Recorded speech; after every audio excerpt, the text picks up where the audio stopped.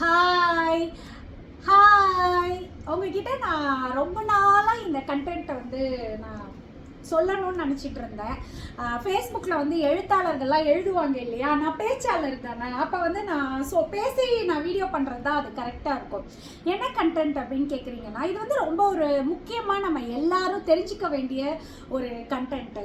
இப்போ நான் எனக்கு ப்ரொஃபஷ்னலி ஃபுல்லி ஹெச்டி மேக்கப்போட ஃபோட்டோஷூட் எடுக்கிற மாதிரி இருக்கும். ஏன்னா நான் இப்போ இந்த சாரி கூட நான் ஒரு ஷூட் முடிச்சுட்டு தான் இந்த வீடியோ எடுக்கிறேன். ஸோ எனக்கு இந்த மேக்கப் இட்ஸ் நெசசரி. அது இல்லாமல் என்னோட பர்சனல் ப்ரொஃபைலில் நான் ஜீரோ மேக்கப் ஜீரோ ஃபில்டர் ஃபோட்டோஸும் போடுறேன். ஜாக்கிங் போகிற வீடியோ, வாக்கிங் போகிற வீடியோ போடுறேன், ஃபோட்டோஸ் போடுறேன், ஃபுல்லி மேக்கப் ஃபோட்டோஸும் போடுறேன். It's my personal choice. ஏன்னா அது ஏன் டைம்லைன் இல்லையா. ஸோ அதில் நீங்கள் எல்லாருமே கமெண்ட்ஸ் பண்ண உங்களுக்கு ரைட்ஸ் இருக்குது. ஆனால் இதுதான் கரெக்டு அப்படின்னு யாரையும் ஜட்ஜ்மெண்டெல்லாம் சொல்கிறதுக்கு இங்கே யாருக்குமே ரைட்ஸ் இல்லையா. உங்களுக்கு மேக்கப் போட்டால் மட்டும்தான் நல்லா இருக்கு, மேக்கப் போடாத ஃபோட்டோவில் தான் நீங்கள் ரொம்ப அழகாக இருக்கீங்க அப்படின்னு தனித்தனியாக அது சொல்கிறது உங்கள் சாய்ஸ் தான். அஃப்கோர்ஸ் நான் அதை அக்செப்ட் பண்ணிக்குவேன். பிகாஸ் நான் ஒரு பிஸ்னஸில் இருக்கிறப்ப எல்லாரோட கமெண்ட்ஸை கேட்குறதுமே என்னோட ஜாப் தான். ஸோ நான் கேட்டுப்பேன்.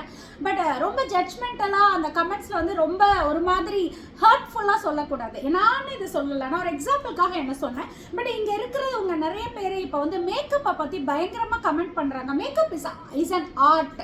அது ஒரு ஆர்டிஸ்டால் மட்டும்தான் செய்ய முடியும். ஏன்னா இப்படி நிப்பான் பெயிண்ட் அப்படி இருக்கீங்க அப்படி எல்லாம் கேட்குறாங்க இல்லையா.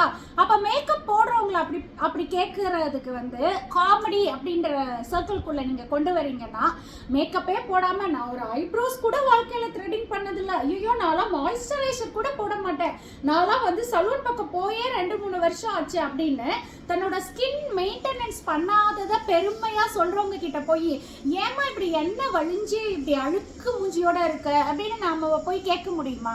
கேட்டால் அது அஃபெண்டாக இருக்கும்ல, ரொம்ப அஃபென்சிவாக இருக்கும்ல, அவங்க அஃபென்சிவாக எடுத்துப்பாங்க இல்லையா. அப்போ மேக்கப் போடாதவங்க கிட்ட அவங்கள பற்றின கமெண்ட்ஸ் எவ்வளோக்கு எவ்வளோ அஃபென்சிவோ அதே சேம் ஈக்குவல் அஃபென்சிவ் தான் மேக்கப் போடுறவங்க கிட்ட போய் நீங்கள் ஏன் பெயிண்ட் மாதிரி அப்பி இருக்கீங்க, நீங்கள் ஏன் இவ்வளோ மேக்கப் போடுறீங்க, நீங்கள் மேக்கப் போடாமையே நல்லா தானே இருக்கீங்க, உங்களுக்கு எதுக்கு இவ்வளோ மேக்கப், இந்த மாதிரி சொல்கிறது எல்லாமே அஃபென்சிவ் தான். இந்த மாதிரி நிறைய நம்ம லைஃப்பில் கிராஸ் பண்ணி வந்திருப்போம். இப்போ குண்டா இருக்கிறவங்க கிட்ட போய் நீங்கள் எந்த கடையில் அரிசி வாங்கி சாப்பிட்றீங்க அப்படின்னு நம்மளால சொல்ல முடியுமா? சொல்லவே முடியாது. ஏன்னா அது ரொம்ப அஃபென்சிவ், அவங்க ரொம்ப ஹர்ட் ஆயிடுவாங்க. ஆனால் அதே ஒல்லியாக இருக்கிறவங்க கிட்ட போய் உங்கள் வீட்டில் உனக்கு சோறே போடுறது இல்லையா அப்படின்னு ஈஸியாக கேட்டுருவோம் இல்லையா. ஏன்னா அது காமெடி. இது நம்ம லைஃப்ல காலம் காலமா ஒரு சிம்பத்தி சர்க்கிள்குள்ள இருக்கிறவங்க கிட்ட நம்ம எது போய் சொன்னாலும் அது அஃபென்ஸ். ஆனா ரொம்ப கம்ஃபர்டபுள் ஜோன்ல இருக்கிறவங்க கிட்ட நம்ம எது போய் சொன்னாலும் அது காமெடி. இப்போ நான் ஒரு பேச்சாளர், பட்டிமன்றம் நிறைய பேசியிருக்கேன். நான் யூஸ்வலா என்னோட வாய்ஸ் டோன் ரொம்ப ஹை. என்னோட கேப்பபிலிட்டி என்னோட வாய்ஸ் டோனோட கேப்பபிலிட்டி ரொம்ப ஹை. அது நேச்சர் இல்லையா. சில பேர் மெதுவாக பேசுவாங்க, சில பேர் சத்தமாக பேசுவாங்க. அப்போ என்னோட பாயிண்ட்ஸுக்கு டிபேட் பண்ண வராம சத்தமாக பேசுனா உண்மையாயிருமா அப்படின்னு அதை ஒரு டிபேட்டா ஸ்டேஜில் சொல்லுவாங்க. இதை நான் போய் அவங்க கிட்ட போய் ஏங்க மைக்கு வச்சு பேசுறதுக்கு எனக்கே கேட்கலையே எப்படிங்க ஆடியன்ஸுக்கு கேட்கும் நான் சொன்னா அது பெரிய தப்பு, அது அவங்கள ஹர்ட் பண்ணும். ஆனால் சத்தமாக பேசுகிற என்ன சொன்னால் அது காமெடி, அதுக்கு எல்லாரும் சிரிக்கணும், கை தட்டணும். இதே தான் ஒரு டீப் ஸ்கின் டோன் கிட்ட இருக்கிறவங்க கிட்ட போய் நீங்கள் ஏன் இவ்வளோ கருப்பாக இருக்கீங்க, இல்லை நீங்கள் ஏன் இவ்வளோ டீப் ஸ்கின் டோனாக இருக்கீங்க அப்படின்னு சொன்னால் அது ரொம்ப ரொம்ப தப்பு. அது ரொம்ப ரொம்ப அது கிரைம்னே சொல்லலாம். அது மாதிரி சொல்லக்கூடாது ஸ்கின்க்கு இது.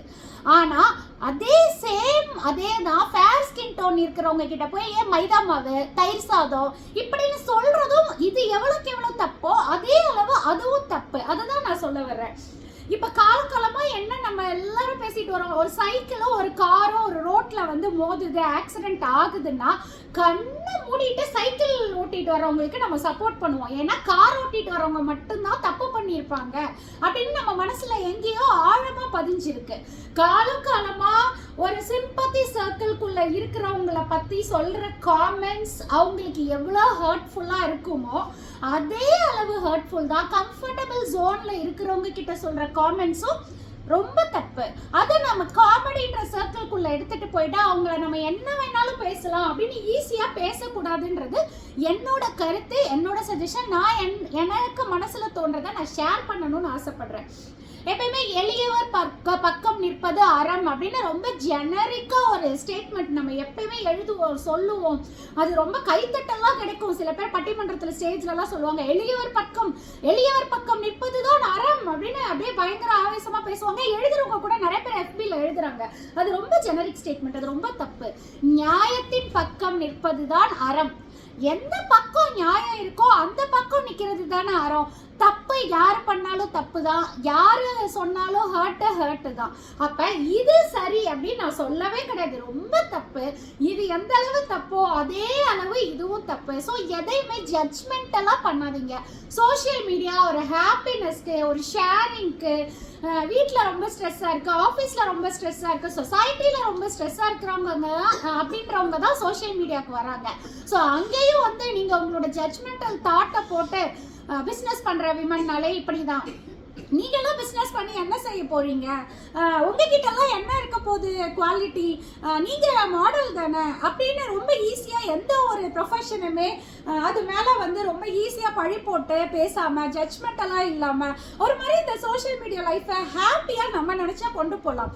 வன்மத்தை கக்கி நம்ம என்ன செய்ய போகிறோம்? கொஞ்சம் அன்பையும் விதைப்போம் அப்படின்னு எனக்கு ரொம்ப ரொம்ப ரொம்ப நான் வந்து இதை ரொம்ப நாளும் நான் சொல்லணும்னு நினச்சிட்டு இருந்தேன். இதை வந்து சொல்லிட்டேன். Thank you so very much.